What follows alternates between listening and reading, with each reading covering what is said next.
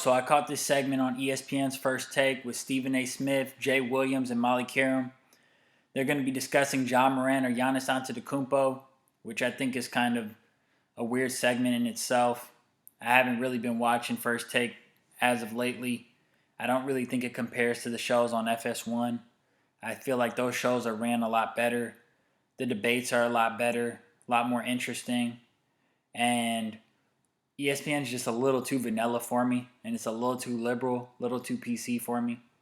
Don't get me wrong, though. Undisputed with Skip and Shannon is like they just recycle topics all the time. But when they come with the heat, when they come with different topics, which is once in a blue moon, but when they do, I like that show, and I like the setup, and I like the conversation and the analysis a lot more than I like First Take. It's just a lot more in depth. But anyway, they're gonna talk about it, and I'll chime in. Stephen A., would you rather have I'm recording this after the Milwaukee Bucks were able to defeat the Memphis Grizzlies 126 to 114. So I recorded this after the game tonight. They're talking about this segment right before the game tonight, the morning of the game. or Giannis in these playoffs? I gotta tell you. Listen, Giannis is an obvious answer. Let me say this to you. That's why it's so weird that you guys are having this segment. Like, Giannis has earned the right to be called the best player in the NBA. Now, I don't think he's the best player in the NBA. I think he's the second best player in the NBA, second to Kevin Durant. I've said that Kevin Durant was the best player in the NBA since he won that championship. I felt like he was the best player in the NBA when he was up 3-1 to the Warriors, but he blew it and LeBron won. So I couldn't, as much as I wanted to say that he was the best player in the NBA at the time, I just couldn't give it to him. But once he joined the Warriors and he won that first championship and balled out in Game 3 and he hit that shot, the shot of all shots, he was the best player in the world in my book. And then he defended the championship. And then they would have defended the championship again, three-peat, but he got hurt. So Kevin Durant is the best player skill-wise. He's the best player talent-wise in the league to me. But Giannis has earned the right. The right answer is Giannis because he's earned the right due to all the accolades, and he's the champion. I mean, he beat Kevin Durant in Brooklyn fair and square. I know James Harden wasn't himself. He was a shell of himself. I know Kyrie Irving wasn't in that game. Giannis injured Kyrie Irving on purpose. That was clear as day to me. He got under him on purpose. I've seen Zaza Pachulia do that to Kawhi. People have been doing that forever. So that was on purpose to me. But hey, he won that series. He went up against KD and he won. And he won the championship and he put up a dominant performance in the finals. He's won multiple MVPs. He's won Defensive Player of the Year. He's done it all. He's a Finals MVP now. So, I mean, that Game 6 performance was one of the most dominant performances we've seen in recent history. So, he's earned the right to be called the best player. The right answer is Giannis. My answer is still KD, just by a hedge. You know, just a slight lean towards KD. But Giannis is the right answer. My list right now is Kevin Durant 1, slight 1, Giannis 2. I'd put Steph Curry 3. Yeah, that's my top 3 right now. If Kawhi Leonard was healthy, I'd go Kawhi 4. If Kawhi Leonard was healthy, I'd go Kawhi 4. LeBron James, if you ask me, towards the end of last season with the flame out versus the Phoenix Suns, and if you ask me at the start of this season where LeBron was at, I would have said somewhere around 9. But he's balling out right now. The Lakers aren't winning games, though. So I don't know where I'd put LeBron at this moment. But my top 3 are Kevin Durant, Giannis, Steph Curry. Let Ja Morant keep ascending. And I might go with Ja. I think it's a discussion. Giannis is Giannis. There's no discussion. Ja Morant is not at Giannis' level yet. I love Ja Morant, though. Don't get me wrong. I've been saying since last year's playoff run for the Grizzlies when they beat the Warriors in the play-in game and they won Game 1 against Utah. I was saying that Ja Morant was a top 5 point guard. I've been saying Ja Morant was a top 5 point guard since then, before the blow up this season. But Ja Morant's not on the same. He's not in the same category as a Giannis Antetokounmpo, man. I mean, Giannis has been dominating this league for a while now. Ja Morant is having his shine right now. He's just getting started. But I'd take Ja Morant as I had him as a top 5 point guard at that time. I'd say he might even be top 3 right now. I think Steph Curry 1, of course. I think Kyrie Irving 2. It's tough though with Kyrie because he's only playing on the road. And I don't even really view Kyrie as a point guard like that.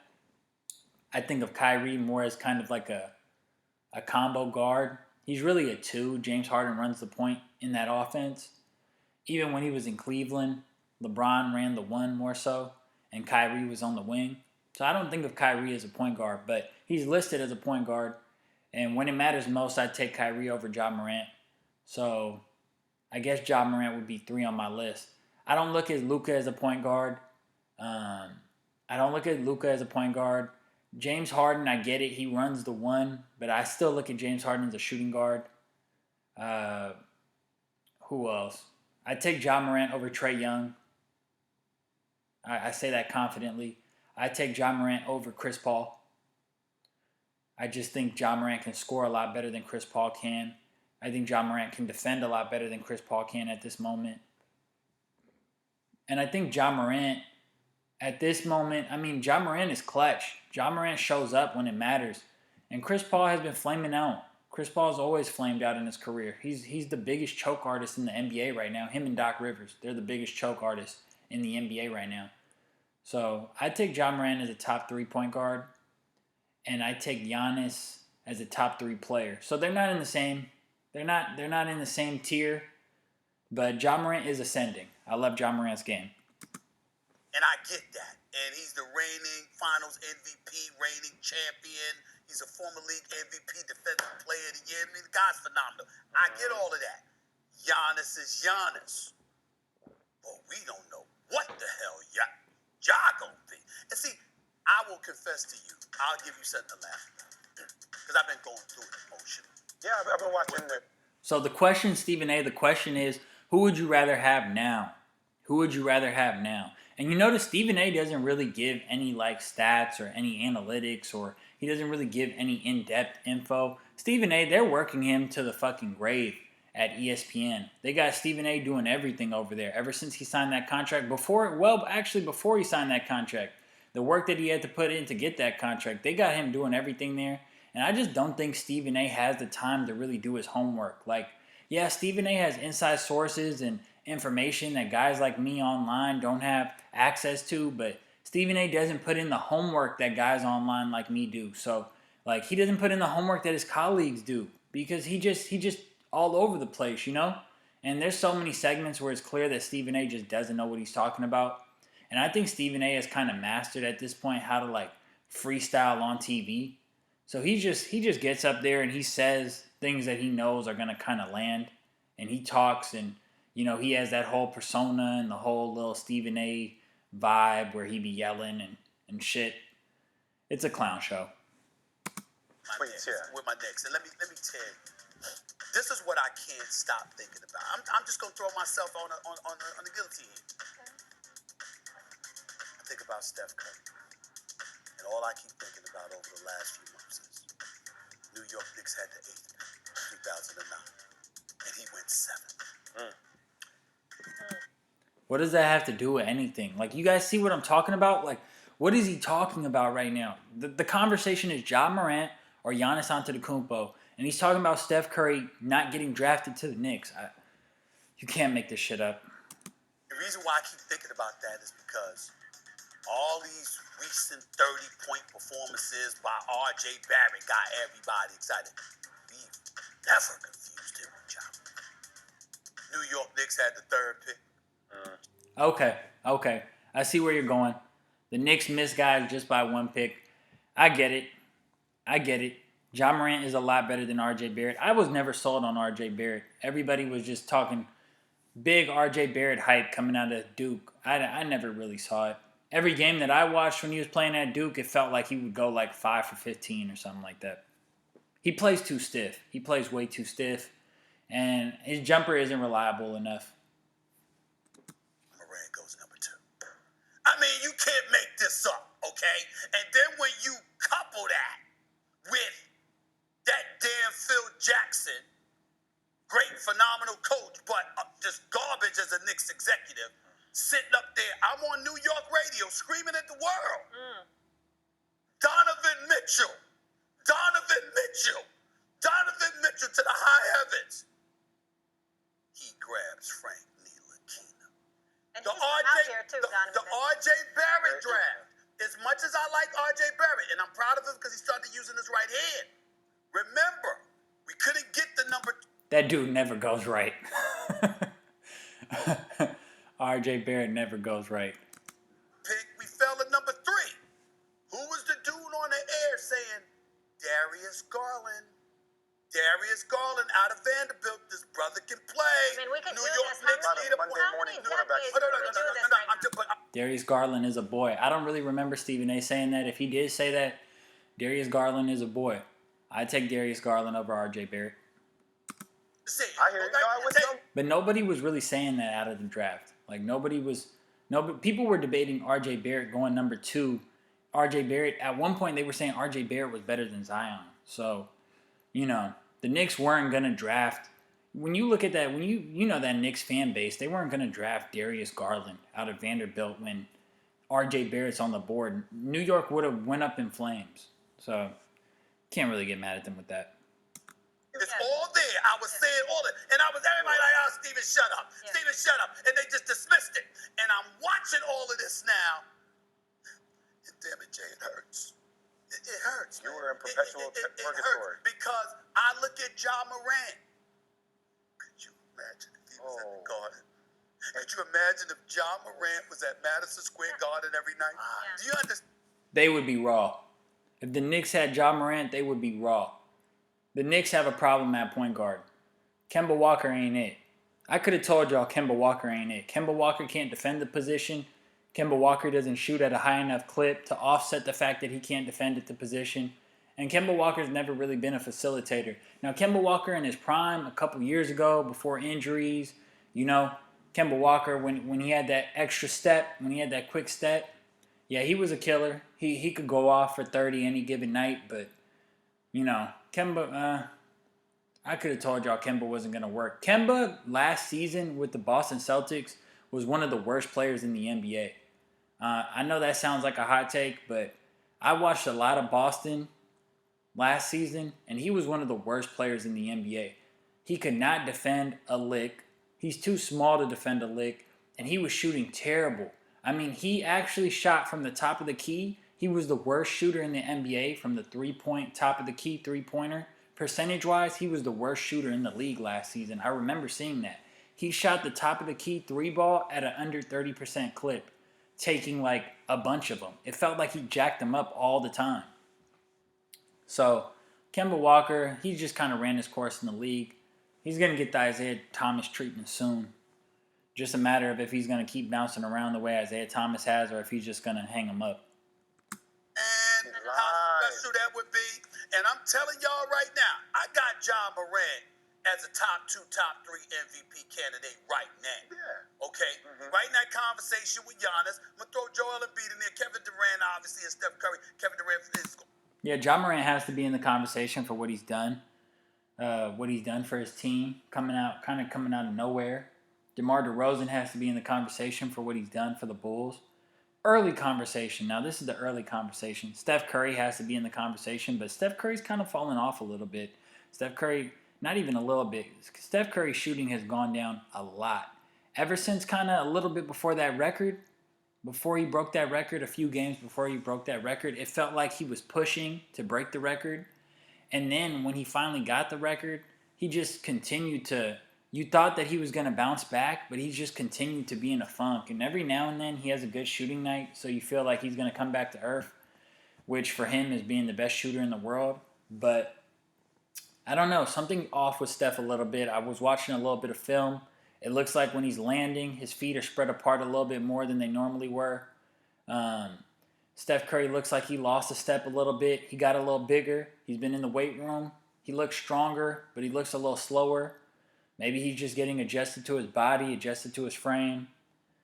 You know, lost a step for sure. And another thing that I noticed with Steph Curry is he's taking more threes than he ever has in his career, but he's taking less twos than he's ever had in his career.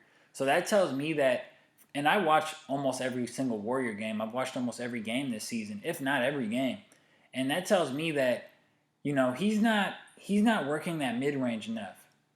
He's taking the threes, and I remember hearing a quote, I believe it was from Steve Kerr, that they wanted him taking at least 15 a night.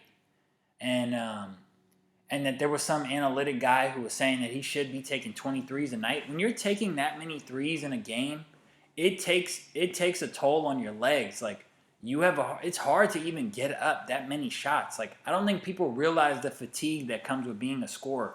When you're taking that many shots and when you're creating that many plays, it takes a toll on you. It's there's a scoring fatigue. That's why when guys like Kevin Durant or guys like are just able to put up 40 points like night to night, it's just like, wow. Like that's a big thing because they're scoring fatigue. Because there's guys who can get hot, but to just remain hot and to just go for 40, 50, 60 and remain hot and not have scoring fatigue, it's incredible. So, Steph Curry getting up that many threes a night, I think it's taking a toll on him. Not utilizing the mid-range enough. He struggled around the rim. I think it's from getting to the rim less, maybe working on it less, and then when you get there, it's kind of like unfamiliar territory a little bit. Because a big part of Steph Curry's game was not only was he the best shooter in the NBA, but he was one of the best under the rim finishers, and he had one of the best handles in the league. And right now, it's not being shown as much because he's just jacking up threes, and the way that they're running their offense, before he used to get a lot of pull-up threes, but it feels like he's getting a lot more catch and shoot. And something about Steph Curry, he just tends to miss the catch and shoot threes. Like when Steph Curry is wide open for a catch and shoot three, it feels like it never goes in. I don't know if that's just me, but it feels like it never goes in. But then when he's dribbling down the court or when he catches it off a screen and bounces it a couple times and then he throws it up or he gets his little step back, those are always cash. Like the ones that are kind of hard or very difficult, they are always cash. But sometimes I think Steph Curry kind of goes against himself and he can be his own worst enemy. But shooters shoot, and Steph Curry's going to get out of that funk. And when he does, the Warriors are still going to have one of the best records in the league, and he's going to be up there for MVP. He's going to be up there in the MVP conversation. I think another guy that they haven't mentioned yet is Devin Booker. Devin Booker, for the second year in a row, has the Phoenix Suns as one of the best teams in the NBA. They're number one in the West right now, so they have the best record overall. So Devin Booker should be in that conversation. He wasn't in that conversation last year. They were giving more talk to Chris Paul when I felt like Devin Booker should have got the recognition. Devin Booker is a lights-out scorer. Devin Booker is buying into the defensive end. He does everything. When Chris Paul missed Game 1 against the Los Angeles Clippers in the Western Conference semifinals, what did he do? It was the Western Conference Finals, actually, not the semifinals. But in the Western Conference Finals, what did he do? Game 1, he had a triple-double. I don't think he ever had a triple-double before, but he had a triple-double when they needed him most. No Chris Paul, he got the job done. And we see what the Suns do when they have Cameron Payne in the game, Sometimes they play even better than when they have Chris Paul in the game. So I really think it's kind of understated how much that team revolves around Devin Booker and how much of an impact he has on their overall play. He's the reason why the Suns go. You can kind of replace Chris Paul, at least for moments in the game. You can kind of make up for Aiden with JaVale McGee and Biyombo and other guys. And, they rotate their swing guys and their shooters and stuff. But you can't make up for Devin Booker. You can't make up for that. There's a hole if you take that guy out off the court who scores 30 points for you every night on efficient shooting. Devin Booker is of that Kobe Bryant, Michael Jordan mold. He's that caliber of shooting guard. I'm not saying he's at their level, but he's that build. Like when you play 2K and you make a My Player build, he's that kind of build. Going because of the injury, I had him at number 1. You were right. Steph Curry, fell off a little bit, but he could come back. But Ja Morant right now, look, I know Giannis is going to dominate everybody that's smaller and weaker. I get that. But what Ja Morant can do, Lord have mercy. I got to tell you, I can't sit up there and definitively say I'd rather have Giannis come play up top. I'll take Ja Morant over Luka. I'll take Ja Morant over Luka because Ja Morant knows how to play the right way. I feel like Luka's still figuring it out. Luka plays the way that Westbrook plays, except he's not as athletic and he has more talent, like more ball skills. What I mean by that is they both run offenses that just kind of revolve around them. Like guys like LeBron, Luka, Westbrook, James Harden, trying to think of who else. Guys like that, they kind of just run offenses where it's like, give me the ball and get out the way, and I'll create and I'll dime it to you, or I'll take the shot. They don't really run motion offenses, or they don't play a part in the system. They kind of are the system. So I like Ja a little bit more than Luka just off that. And I like Ja because he's in better shape, better conditioned, better defender. More winning intangibles. I feel like Ja Morant has more winning intangibles than Luka, but, you know, Luka's a hell of a ball player too. This moment, because I don't know what the hell I'm going to see from Ja. Sounds like you're leaning to Ja. Where are you on this, Jay? I love Ja. His game is ascending. I would agree with Stephen A. that he is top 3 in the MVP.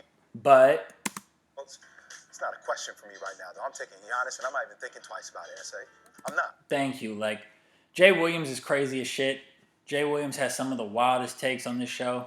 Like, he sometimes makes Stephen A. Smith sound logical. But thank you for actually having some common sense on this one. I mean, 50 points, 14 rebounds, 5 blocks in Game 6 of the NBA Finals. One of the most historic offensive performances we've seen in the history of the game. Yeah. I don't care if people want to knock and say that if Kevin Durant wore a size 16, they wouldn't have been there. They got there, and he... Hey, if he was wearing a half size smaller shoe, they would have beat him. That's one of the best shots I ever seen, bro. That Kevin Durant shot in Game 7 where he turns around and he shoots that shot, I thought it was a 3. But when he turned around and he shot that, oh my God. That was crazy. That was like a world pausing shot. Like, it felt like the world just stopped for a second when he made that shot. That was incredible. That's one of the best shots I've ever seen in my life. And his Game 5 performance and that Game 7 performance by him are two of the greater performances I've ever seen in my time of watching sports. And I'd say, I wish I could say that Game 7, but it turned out in a loss. But that Game 5 performance, that's all time. Like, that's all time historic. Like, that's one of the best basketball performances we've seen in a long time. That game, Giannis' closeout game against the Suns. But there were so many great games last year in the playoffs. Like, so many all-time, so many historic performances. Like, what Trae Young did against the Milwaukee Bucks in Game 1 against the Milwaukee Bucks, he went off. Luka has several games against the Clippers where he just went ballistic. Kawhi's Game 6 against the Mavericks was insane too. Kawhi had a good Game 7 as well. Donovan Mitchell went off. Who did he go off against? Was it against these Grizzlies? Or was it against the Clippers? It might have been against the Clippers where he had like 40-some. Donovan Mitchell had a couple crazy performances in the playoffs. Donovan Mitchell's, yeah, he's one of them ones. By the way, when I say Ja Morant's one of the top point guards, I think of Donovan Mitchell as a shooting guard because, of course, he has Mike Conley next to him. So I'm thinking of Donovan Mitchell as a shooting guard. Donovan Mitchell's one of them ones. He's a beast. He got next in the league. But, yeah, there were just so many historic performances last season. I'm trying to think what else. Yeah, there were just some crazy games. Chris Middleton had some crazy games. Chris Paul definitely had a great Game 6 closeout game against the Clippers. Man, there was some great performances last season in the playoffs. That playoffs might have had more like all-time like great performances by more players than any other playoffs. Like, there was a lot of guys getting off in last year's playoffs. Seen them do it. There is history. 2-time MVP, NBA Finals MVP, probably going to be Defensive Player of the Year this year again, and he was 2000. I don't know. The Warriors are the best defensive team in the league. If they're not statistically still the best defensive team in the league, I know they got to be right up there. that's a product of Draymond Green. So I don't know. That's tough. Defensive Player of the Year. I wouldn't really want to talk about Defensive Player of the Year till we got till later in the season and have more games to kind of look at the metrics. And I don't know. It's a little early for Defensive Player of the Year talk, but Giannis is definitely always going to be in the conversation just because of how versatile he is. That block where he came up on the pick and roll against the Suns, but then he got back to block the shot. It was just incredible. Like, he's the only player in the NBA that can do that right now. I don't think that's going to happen. All right, well, fine. He's in the conversation. He's in the conversation. He's in the conversation. I'm a Draymond Green guy on that. That's fine. I love seeing John Morant ascend. Yeah, it feels like it's Draymond's year, though. Like, sometimes they don't give it to Draymond. Defense. Sometimes they haven't given it to him when it felt like he should have got it. So this year, even if he might not necessarily deserve it more than anybody else, they might just give it to him. Alex Caruso has had a hell of a season defensively, too. Like, the Bulls see the difference when he's on and when he's off the court. He's such a difference maker. Deflecting the ball, playing the passing lanes. He got quick hands like Iguodala, where when you're dribbling in front of him, he's just going to poke it out, or you just don't feel comfortable the whole time. And he sticks onto you. He's not like a gimmicky defender that just gets steals, but he actually will guard up too. And he takes charges. You got to love Caruso defensively. Beast.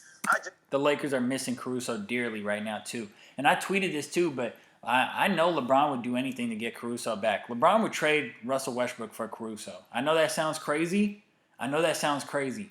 But if you put LeBron on a lie detector test, he would trade Russell Westbrook for Caruso straight up. Just because of Caruso's defensive impact and because Caruso's a better spot-up shooter and Caruso fits more with what the team has going on and helps with a need that they have and kind of will get out of LeBron's way as opposed to Westbrook, who's in LeBron's way. If you put LeBron on the lie detector test, I'm telling you, LeBron James would take Alex Caruso. He'll trade Russell Westbrook to get Alex Caruso back. Know what the hell I'm going to get with Giannis when the playoffs That's come fair. around. I know what I'm going to get. Fair. And if anybody wants to use the situation about, the free throw line, I'm like, I'm not having the ball in crunch time in Giannis' hands. I'm having it in Chris Middleton's hands to make. Well, to be fair, that makes sense. But in Game 6, Giannis, what did he go? 19 for 20 from the free throw line or 18 for 20? Giannis was incredible. He had some crazy free throw shooting in that closeout game. So, after he did that, man, I don't really want to hear shit about how Giannis shoots free throws or whatever. Giannis stepped up when it mattered most, and he made free throw after free throw on the big stage. You just have to respect that. They're saying, that's like when people said Jordan couldn't shoot threes, and then Jordan against the Blazers had 6 threes in Game 1, I think it was, against Portland in the NBA Finals when he got his second ring. You just have to respect guys like that who are oh, you're saying I can't do this, and then they go out and do exactly that, and they beat you doing that. People were saying, making such a fuss about Giannis not being able to shoot free throws, and what does he do? He goes out there and he makes a whole bunch of free throws. Come on now. Giannis is just, you have to respect Giannis. He's putting himself in position where if he can win a couple more rings, he's definitely going to find himself in that top 10 all-time conversation if he can win some rings. In his career, Giannis is young. Giannis has a long way to go. So, the future's looking bright for Giannis. Decisions, Right. and Giannis will attack the rim. Right. But that right there is where we have to And if Giannis, I'm telling you guys this, if Giannis spoke the language better, if he spoke English better, and if he was a homegrown player, if he was African American and was born in homegrown and came up in this AAU circuit and all that, yeah, and he was just more relatable to the average NBA fan out here, he would be the face of the NBA. I feel like that kind of holds him back branding wise. Because, people could relate more to, babyface Steph Curry, who's 6'3", even though Steph Curry is taller than almost everybody who watches the NBA from their house. I mean, I'm 6'2". Steph Curry's taller than me, and people tell me I'm tall. So, but Steph Curry, people feel like they could relate to a little bit more because he looks small on the court and, he's running around, he's shooting threes. So people relate to that, And LeBron, LeBron's the prodigy, and Kevin Durant is a homegrown product. Kevin Durant's from here. So we've seen Kevin Durant. We've grown with Kevin Durant. But with Giannis, it's a little bit different. And I feel like that that does hold him back a little bit. That does derail him when it comes to being the face of the league. He's definitely the face of the franchise, but being the face of the league. But either way, I mean, you have to say Giannis is the best player in the league. Even though I'm saying I'd go with Kevin Durant, just by default, you have to say that Giannis is the best player in the league. That's the right answer. My answer is Kevin Durant, but the right answer, if this was a test, would be Giannis. This conversation because you said I'm not having the ball in his hand. But you're talking about one aspect of the game. I'm talking about defensively. I'm talking about all the game together, Stephen A. That's fair. That's fair. I guess what I'm saying to you is this. What I'm seeing from Ja Morant has me fantasizing. Because remember, it ain't like Pause. he showed up in the playoffs last year and wilted beneath the They beat Golden State. You know what I'm saying? But he answered the call. Yes. This is what I'm trying to say. Yeah. In terms of his... That was a great game when the Grizzlies were able to beat the Warriors. The Grizzlies have kind of had the Warriors' number. It feels like whenever the Grizzlies play the Warriors, they beat them. John Morant gives the Warriors some problems. He gives Steph Curry some problems. Interesting to keep an eye out on. And we know how spectacular he can be. And we see his game evolving even more to the point right now. Like, for example, we got, I got a vote and, all-star starters and stuff like that. Steph Curry's a given, and then they say CP3. Well, I'm not sure. What about Ja Morant? What about Ja Morant? Definitely have to take Ja Morant over Chris Paul as an overall player right now and as an all-star starter. You have to vote Ja Morant over Chris Paul. And Damian Lillard's out right now. You got to vote Ja Morant. In every category right now. He's sensational. He's sensational. I'm just saying. But CP3 is so overrated. Look, CP3 is one of the smartest players in the league. High basketball IQ, gets that mid-range and is cash when he gets there. And he can get there at will anytime he wants. Top five IQ in the league. Top 5 passer in the league. Chris Paul, top 5 mid-range in the league. But at this point in his career, he's not playing defense. He's just not. He's doing that little gimmicky stuff where he tries to get steals or he tries to pull the chair when you post him up or whatever. Like, he does gimmicky stuff. He tries to wrap around you. But he can't. He doesn't sit in that chair and really guard you no more. He doesn't offer anything on the defensive side. And on the offensive side, he plays such a slow pace. He doesn't get the ball up. Like, the Suns look so much better at times when they have Cameron Payne. Not because Cameron Payne's better, but just because he's pushing the ball down the court. He's pushing that ball down. He's throwing that pass ahead, that outlet. And it's just getting them easier baskets. It's helping them move with some pace. When Chris Paul's in the game, it's like they move slow, They move kind of slow when Chris Paul's in the game. And Chris Paul melts. When it matters most, Chris Paul melts. Like I said earlier, biggest choke artist in the NBA, Doc Rivers and Chris Paul. That's why that Clippers team didn't work, because they had the 2 biggest choke artists on the same team as coach and best player. 2 biggest choke artists. Ja Morant, And last thing on Chris Paul, because I know I'm getting a little off topic, but last thing on Chris Paul. The problem with Chris Paul is Chris Paul knows that he's the smartest player on the court 99.9% of the time. So he kind of gets that confused and starts thinking that he's the best player on the court. Like, LeBron does this too sometimes, but with LeBron it's more understandable. But because they're the smartest players on the court, they feel like they're the best players on the court and they feel like they know what's best for you. So Chris Paul wants to tell everybody where they should be situated on the court and what they should do when they have the ball in their hand and how things are supposed to operate, when it's like, dude, this team is at its best when it's working through Devin Booker. Like, that's just what it is. And the Houston Rockets were at their best. When Chris Paul was with the Houston Rockets, they were at their best when they were working through James Harden. So Chris Paul, you got a high basketball IQ. You got to figure out where you fit in. You got to, use that IQ to your advantage and, help the team out by being a good, second fiddle. Because that's what you are to Devin Booker. That's what you are to James Harden. And he just doesn't want to own up to it. And I see him talking a lot about his OKC days and how he loved that one season in OKC.